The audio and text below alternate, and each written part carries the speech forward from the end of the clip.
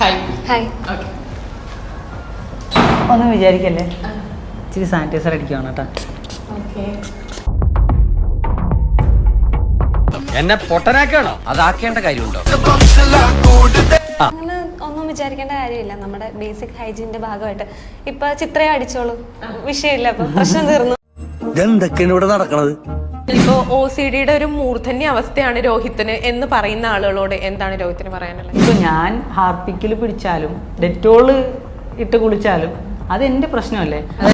പല്ല് പോയ സിംഹം, തൊപ്പി പോയ പോലീസുകാരൻ, ഇത് മൂന്നും ഒരുപോലെന്ന ശാസ്ത്രം പറഞ്ഞിരിക്കുന്നത്. ആരും വില തരില്ല. കുറെ അങ്ങനെയുള്ളവർക്ക് വിഷമമുണ്ട്, അവരുടെ പാർട്ട്ണർ അവരുടെ വൈബിനൊത്ത് വരാത്തത് വിഷമമുള്ളവര് ആണ് ഇങ്ങനെ ചോദിക്കുന്നതെന്ന് ഞാൻ വിശ്വസിക്കുന്നു. നീ എന്ത് തേങ്ങയാണ് പറയുന്നേ? എനിക്കൊന്നും മനസ്സിലാവുന്നില്ലല്ലോ. Or we are not entering into somebody else's private space.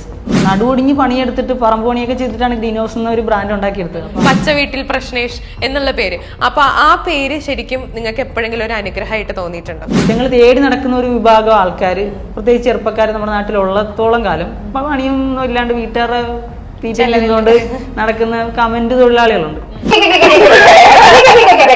പ്രശ്നങ്ങൾ ചൂണ്ടിക്കാണിക്കുന്നതുകൊണ്ട് പ്രശ്നേഷ് വിളിക്കുന്നതുകൊണ്ട് ഞങ്ങൾക്ക് ബുദ്ധിമുട്ടൊന്നും ഇല്ല. നിങ്ങൾക്ക് മാത്രം എന്താ ഇത്രയും വലിയ പ്രശ്നങ്ങൾ?